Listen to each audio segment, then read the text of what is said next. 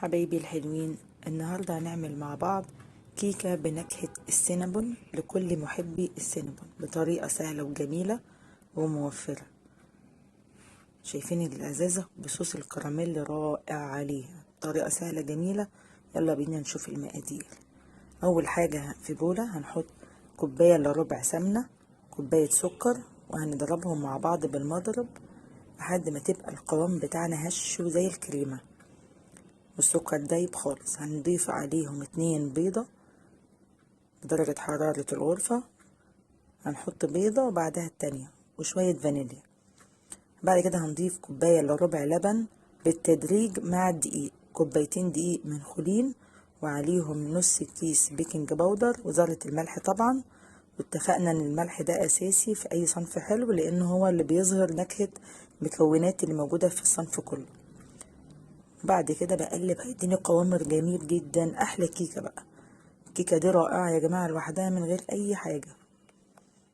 بعد كده هنجيب قالب مبطن ونصب فيه الخليط ده كله، وطبعا في الوقت ده مشغلين الفرن طبعا على درجه 180 درجه.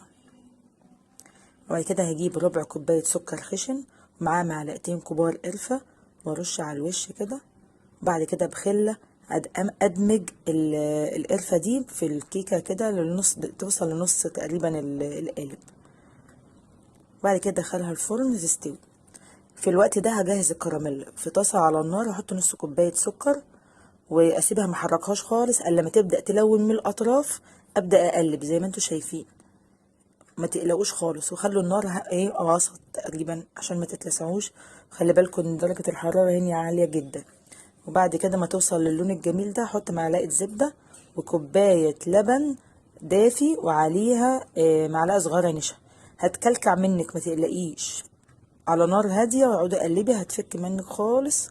واديكوا شوف جمال الله، ولا ريحته بقى يا ولاد جنان. شايفين بختبرها كده كده القوام بتاعه مظبوط، لسه كمان لما يبرد هيتماسك شويه. بعد ما برد بقى والكيكه طلعت، الكيكه قعدت حوالي نص ساعه في الفرن.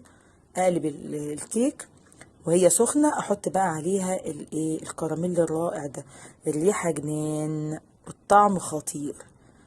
بسلام بقى لما باتت كمان بقت احلى واحلى. شايفين شكلها وقوامها